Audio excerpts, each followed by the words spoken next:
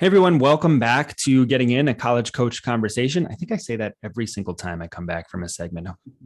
Old habits, they die hard. We have a final segment here with our finance expert of the day, Alex Bickford. Hey, Alex, welcome to the show. Thanks for having me in. Glad to be here. Glad to have you. Now, I saw that we were discussing here spring payments, and me being on the admission side of the ball, it doesn't occur to me that you would pay in the spring. Thinking about that is sort of like really far off, right? So I always think about like those tuition bills coming due in advance of the fall semester. But of course, there are two semesters and there may be two separate payments that need to be made. Can you just talk a little bit about the payment structure between those two seasons and what families can expect, especially if you're a parent of a freshman this year and you haven't yet touched that spring payment? Yeah, so a couple things to think about. So ideally for most families, when I'm talking to them, if they are fall admits, we're really talking about how to budget for the whole year. But if you were a spring admit or if you were a fall admit, but just paid for the fall, right, now it's time to figure out what are we going to do for the spring. And so there's a couple of different options. Most spring bills are going to come due really either right before the holidays or right after the new year, early on there. So right when budget crisis typically hits for a lot of families. Yeah. They want their money. Yeah. So one option would be, depending on what your budget looks like, depending on how much is owed for the spring, looking at something like a tuition payment plan. Okay. So a tuition payment plan is spreading the spring semester out over 4 or 5 payments.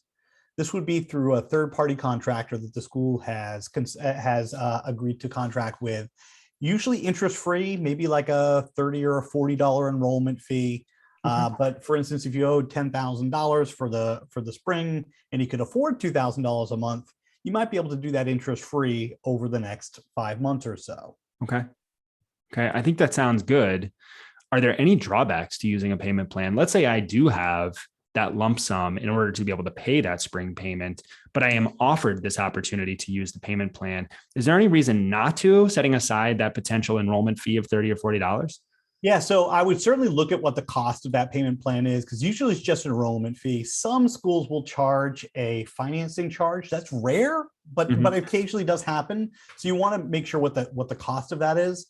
Not a lot of real drawbacks. And in fact, a lot of families who do have that, as you said, that lump sum payment, and we got it set aside, we're ready to go, will choose just that flexibility to say, wow, I only have to pay, little chunks at a time. So why not do that? Yeah, I think sounds really reasonable. Now, when you enroll in a payment plan, is that something that continues all the way through 4 years and you pay the enrollment fee once, or is that something where each new bill triggers a new question of whether you want to enroll in that payment plan or not? Yeah, so typically when you're doing it, you're either doing it by the semester or for the year.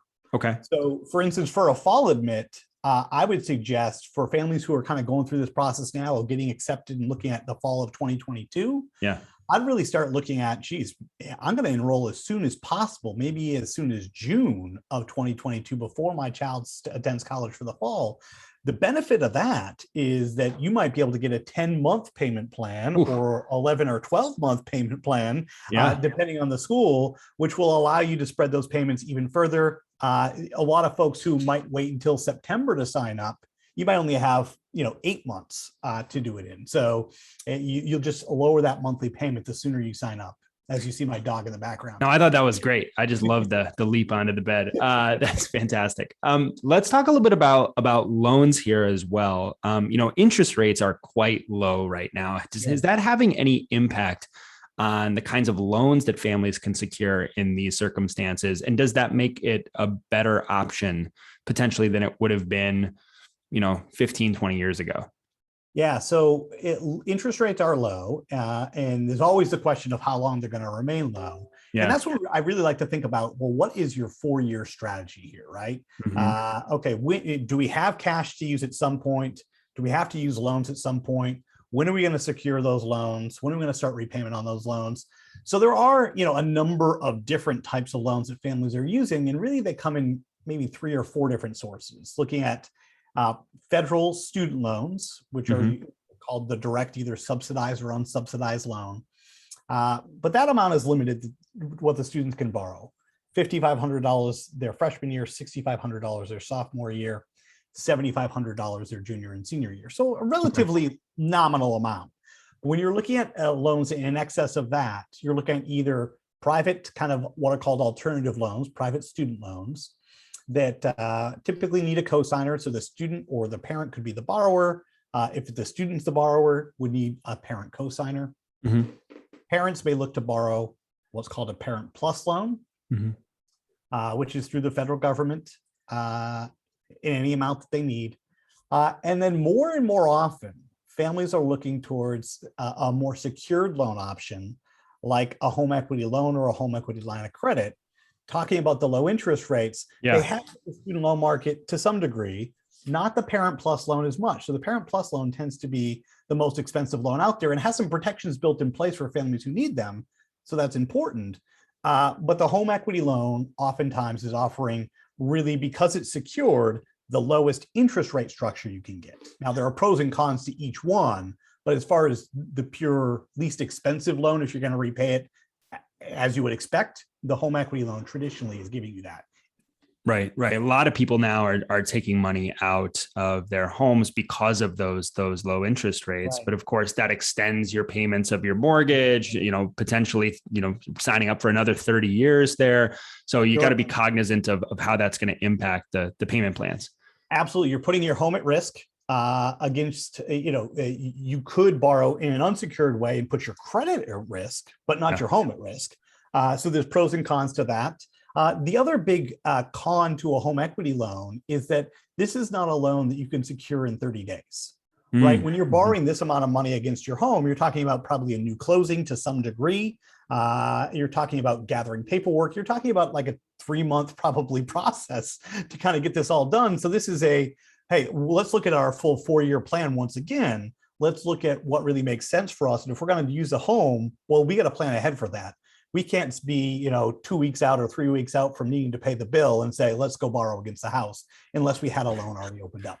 Right. So if your student is starting payments coming due in a couple of weeks to pay for, the spring semester, this is not the best approach. But if you are the parent of a senior right now, maybe you want to start having that conversation with a lender if it makes sense for you, right? If all of the other stars align. In that respect. And that's the exact piece there, Ian, is that you got to figure out, what are the pros and cons to each one, because this is not a one size fits all approach, right? This is individual families, individual priorities, individual circumstances, and really identifying what works best for your family. Yeah, I think that's always great advice, is just to remember what your particular program is. Now, for those people who are getting loans and it comes in that lump sum, how do you recommend that they think about those payment plans versus lump sum payment options? What's the best choice if I've all of a sudden got the cash that I need? Should I go with a payment plan, or should I?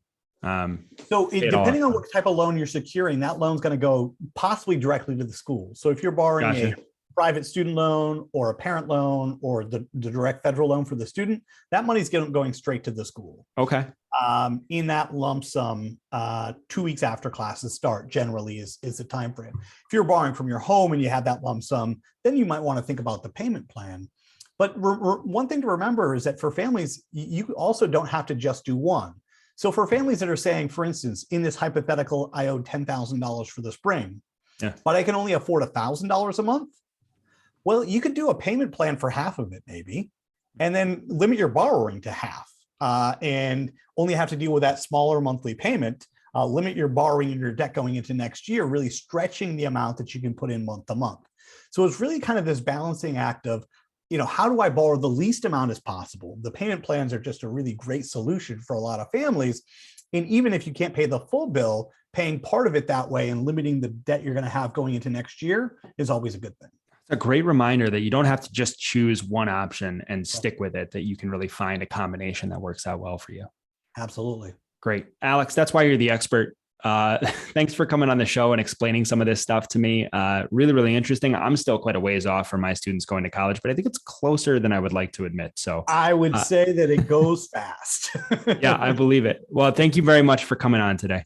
Thanks for having me, and take care. Of course. Folks, that does it for our show today. I want to thank you all for joining us and being a part of the conversation along with us. We're going to have Beth back in the hosting seat for next week. We want to talk, first of all, about how not to let others ruin this process for you. That feels like a wonderful segment that can give some great advice for how to manage all of the expectations associated with applying to and paying for college. We'll also talk about what to do if your student comes home from winter break and is not quite feeling their college experience. Maybe they want to transfer. Maybe they're looking at other opportunities. What do you do in that circumstance? And then we will talk about the possible end to the CARES Act and how to prepare for that. So lots of great segments lined up for you just on Christmas Eve. Maybe you're decorating the tree and you can listen to getting in a college coach conversation along with a little eggnog and festive cheer. Or, you could listen to us on a commute to do your Christmas shopping. It's probably better. We want to thank you all for being here today. Hope you have a wonderful weekend, and we'll see you next time.